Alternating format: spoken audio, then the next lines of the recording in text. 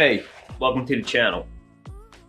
In today's build, I have this piece of cherry here that I've had since about 2016.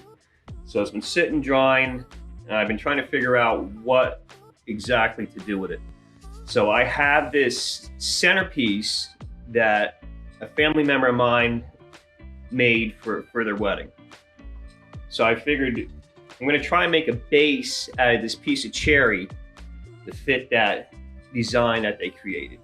It has to be weighted just enough to keep it from tipping over, obviously. So the issue is I don't have a real big lathe. So this is kind of max diameter what I can do on my lathe without having a thing bounce out the window. Now, before I can start turning, I got to take off some of the length on this piece because it's not going to be a real deep, I guess you want to call it a bowl dish. So it's going to be somewhat shallow on the inside because I need to keep that weight there to keep it from tipping over when I mount the branches and everything in place. So I'm going to head to the bandsaw, trim this down a bit, and then we're going to hit the lathe.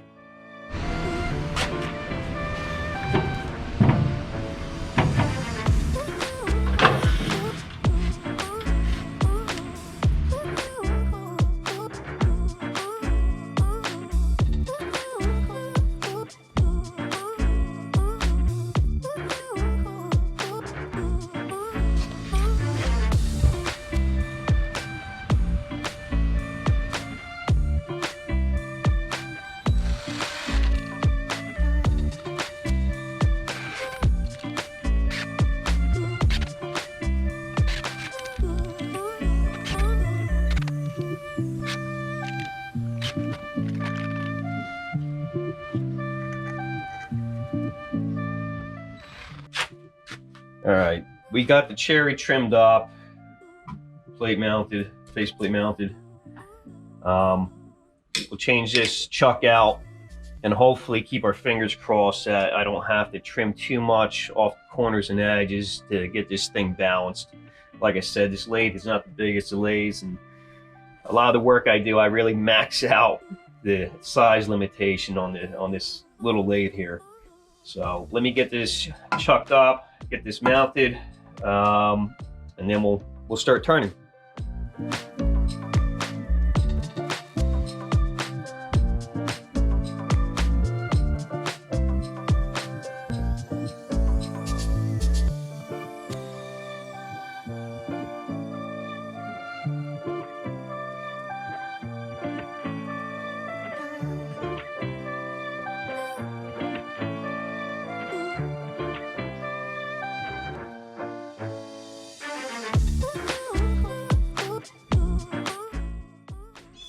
So you probably can't tell, but I don't stand in a direct line of fire when I'm working on pieces that are out of round or have cracks in them, because I don't like getting hit with shrapnel. So what I'm going to do next is I'm going to come in. This is somewhat flat. I still got a few areas here, but I'm going to leave that for now instead of trying to fight this piece working on that. I'm going to start rounding this in off this edge here. I think that the overall design I'm going to go for is a somewhat flat base with a little bit of a dish-shaped curve to it. I think that's going to fit this centerpiece best, because something deep I don't think is going to work. I just don't see it working with that. Now I could probably go with yeah, not like a plate design, but I think the dish style is gonna go with this piece the best. So let me switch this around and get started on that.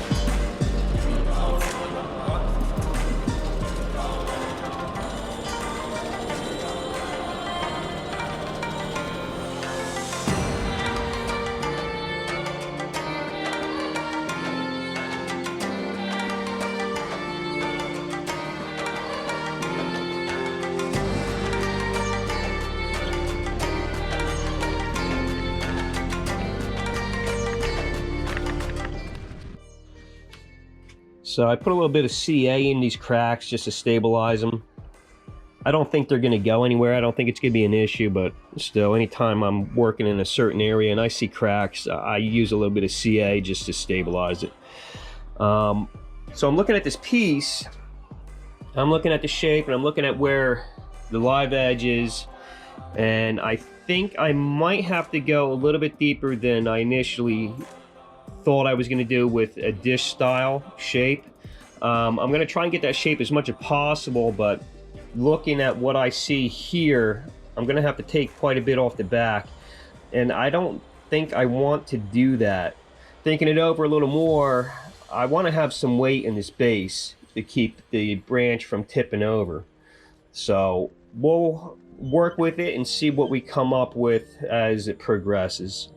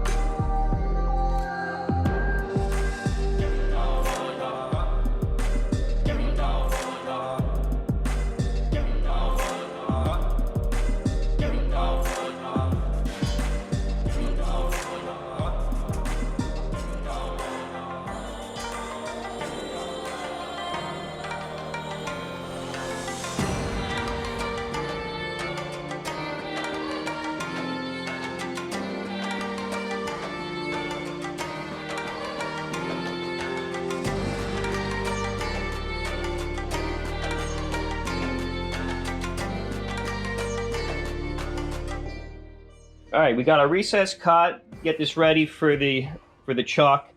I'm going to take this off, take the faceplate off, get this mounted back up so I can turn this opposite direction so I can clean up some of the grain that got pulled out here. Obviously, we were going against the grain here on the end, so that's going to clean this up quite a bit. And then we'll get our final shape, stand it up, and then start hollowing it out.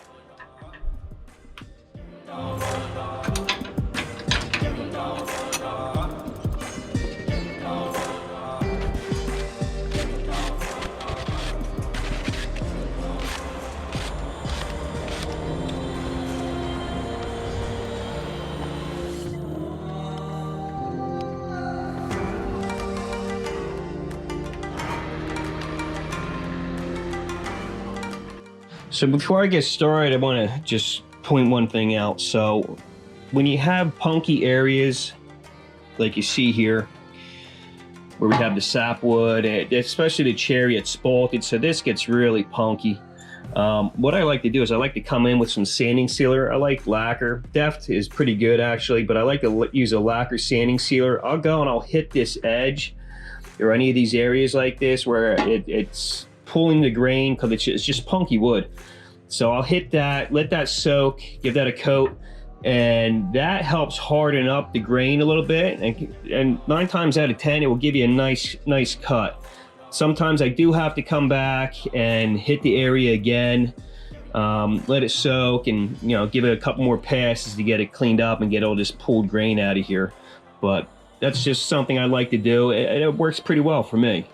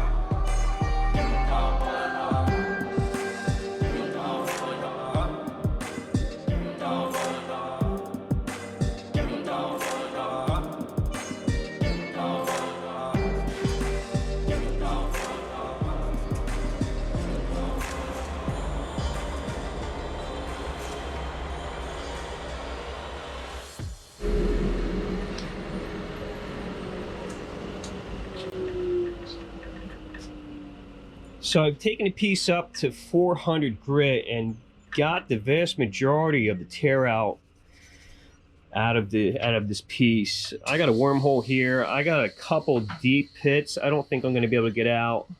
Another wormhole. Looking at this, obviously we're not going with a platter style or a shallow dish style bowl for this piece. It didn't work out that way. I would have had to take too much wood out, and once I start to hollow out, I'm suspicious that it's not going to be weighted enough to keep that branch from tipping over. So I had the idea, and looking at this, I had the idea of doing a little bit of an embellishment here. Maybe 2 beads run around just underneath these lower dips on the live edge. 2 beads here. I'm going to go for that. I'm going to try that and see what happens. It's either going to make it, or I'm just going to end up having to re-chuck it on the faceplate and refinish this, and then maybe, hey, we'll go with that more shallow shape that I was talking about earlier when I started the video. But let's try that and see what happens. See if this works.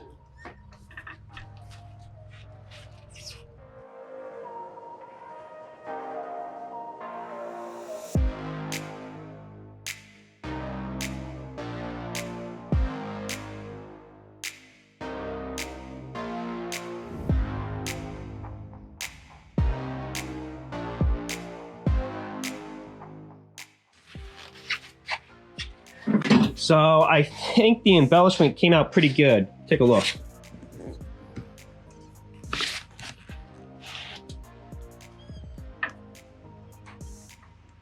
What do you guys think? I'm gonna go back and hit this with some 400 grit, just to smooth these edges and smooth these beads, and then it's on to hollowing this puppy out.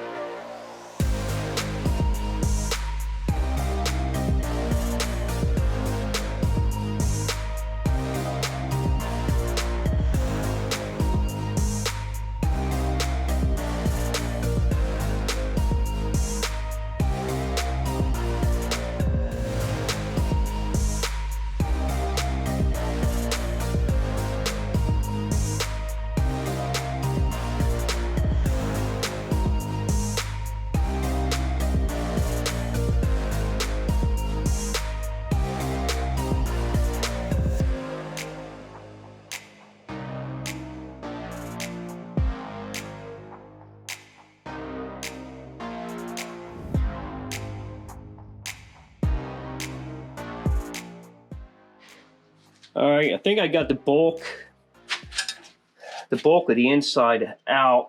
I hope I left enough meat here in the base to give it that added weight. You probably saw I used a carbide tool. I normally don't use carbide tools, but this was kind of tight getting in here with the gouge and having a camera right in there. It was making really tough to maneuver and try and get a good shot. So I grabbed the round carbide, and that really did the job on finishing that out.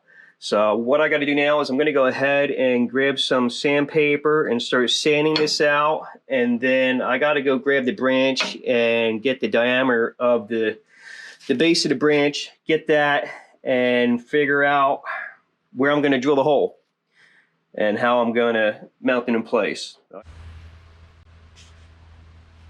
All right, I think I got the base pretty much where I want it. The size, it's about the same as the base that's on the piece right now for the centerpiece. So what I got to do now is I got to figure out exactly how I'm going to mount it. So I'm thinking I might have to chuck this back up on the lathe and probably just carve out a little bit of an indentation for the branch to sit in. As you can see, it's a flat cut. So it looks like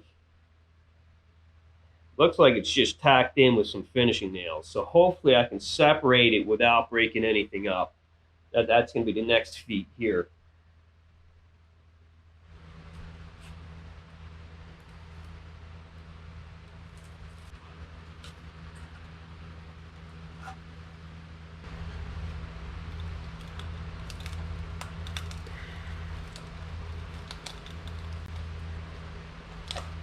Whew.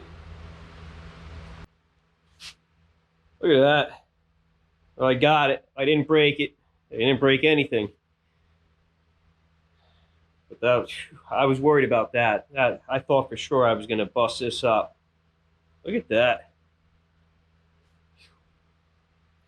All right, I'm going to clean this up, get this ready to get mounted.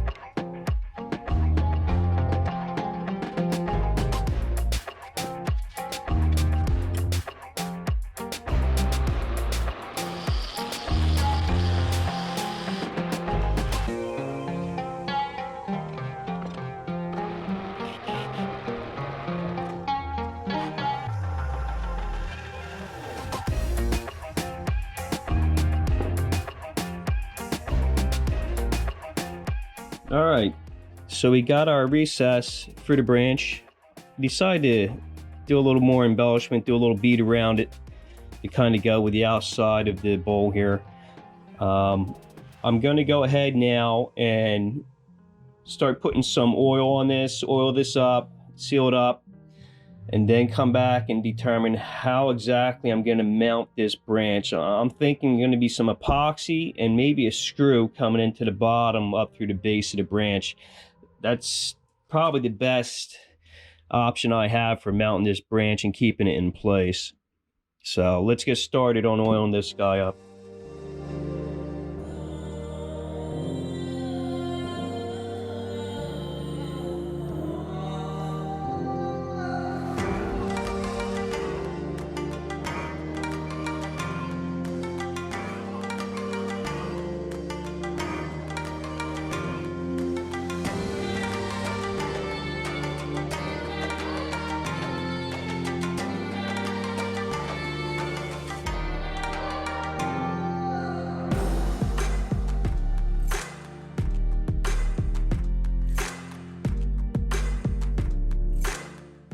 Well, it's a wrap. As you noticed, I did have to add some ballast to the base for stabilization, but I like the natural effect the river rock adds to the overall project. So please give a thumbs up to my sister and her origami skills, as 90% of this project was based off of her work. Subscribe now if you enjoyed this video, and be sure to leave a comment as it helps in the creation of future projects. I'll see you in the next one.